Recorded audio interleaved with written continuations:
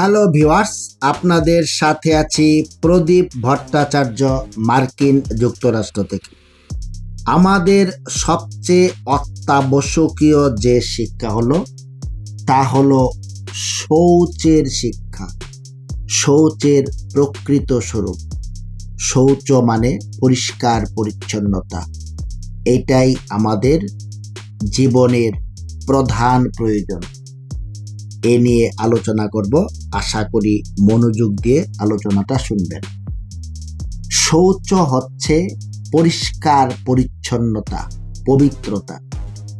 অন্তর বাহির উভয়ই সূচি রাখতে হয়। শাওয়ার দ্বারা দেহকে শুদ্ধ পবিত্র রাখা যায়। এখনকার দিনে শুচিতার দিকে দৃষ্টি না দিয়ে বিলাসিতার দিকে মানুষ বেশি নজর দেয়। বিলাসিতা আর পবিত্রতা এক কথা নয়। দেহের পরিষ্কার পরিচ্ছন্নতা মানুষের ধর্ম। দেহের কাপড় চোপড় যেমন ময়লা হয়, তেমনি মানুষের মনটাও ময়লা হয়। অপরের অমঙ্গল চিন্তা, অপরের ক্ষতি সাধন করার ভাবনা মনটাকে অপবিত্র করে। শুভ চিন্তা, মঙ্গল বুদ্ধি, মঙ্গল ইচ্ছা, কল্যাণ বুদ্ধি মানুষের মনকে পবিত্র করে। এভাবে ভিতর বাহির পরিষ্কার রাখার নাম সুচিতা। সংযম হলো ইন্দ্রিয় শক্তিকে সংযত রাখা। আমাদের ইন্দ্রিয়ের শক্তি সীমাবদ্ধ। অযথা ব্যবহার করলে কাজের সময় পাওয়া যাবে না। আপনি যত ধনী হন না কেন, মাপ মতো খরচ না করলে একদিন না একদিন দরিদ্র হয়ে যাবে। আপনার দেহের যে ওজ শক্তি, তাকে সংযত রাখতেই হবে। প্রয়োজন যেখানে আছে সেখানে ব্যয় করবেন। অপ্রয়োজনীয় ব্যয় করলে দরিদ্র হয়ে পড়বেন। যেমন যুবক হতে না হতেই আপনার মেরুদণ্ড বাঁকা হয়ে যাবে। অনেক সময় দেখা যায় বাল্য জীবনে, কলেজ জীবনে একটা আদর্শ ছেলে মেয়েদের যা থাকে, কিন্তু সংসারে প্রবেশ করার সঙ্গে সঙ্গেই সব চূর্ণ বিচূর্ণ হয়ে যায়। হেতু আর কিছু নয়, সংযমের অভাব। এ শিক্ষা ছোট কাল থেকেই আমাদের দিতে হয়। দেহের ওজ শক্তিকে সঞ্চয় করে রাখা খুবই প্রয়োজনীয়। রিপুগুলিতে সংযত রাখতে হয়।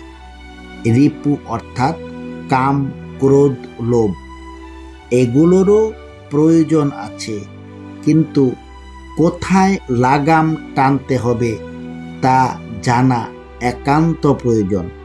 যে জানে সেই হলো সংযমী।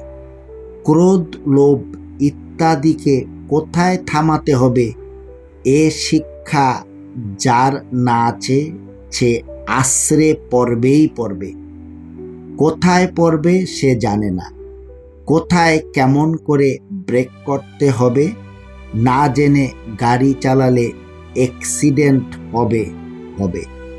কাম, ক্রোধ, লোভ কোথায় ব্রেক করতে হবে সে সন্ধান যার আছে সেই সংযমী।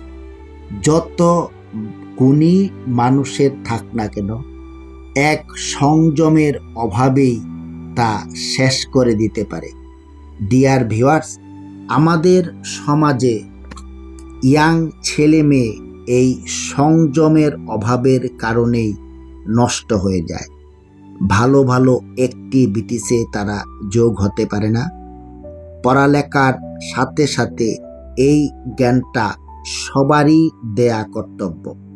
পশ্চিমের দেশগুলোতে, এমনকি চীন দেশেও ষষ্ঠ শ্রেণী থেকেই ছেলে মেয়েদেরকে যৌন শিক্ষা দেওয়া হয়, যাতে তারা বড় রকম কোনো যৌন ব্যাধিতে আক্রান্ত হতে না পারে।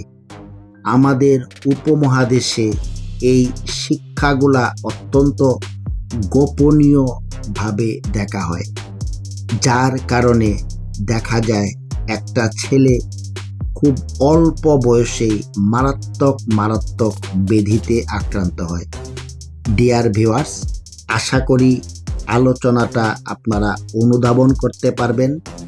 কাজেই পরিষ্কার পরিচ্ছন্নতা এবং পবিত্র থাকার উপায় সম্বন্ধে সকলেই অবগত হয়ে এই শিক্ষাই সমাজের প্রত্যেকটি মানুষকে দিতে চেষ্টা করবে। তবেই একটি জাতি হয়ে উঠবে উন্নতির চরম শিখরে।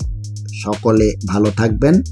পরবর্তীতে অন্য কোনো টপিক নিয়ে আবার হাজির হব। প্রদীপ ভট্টাচার্য, মার্কিন যুক্তরাষ্ট্র, নিউ ইয়র্ক।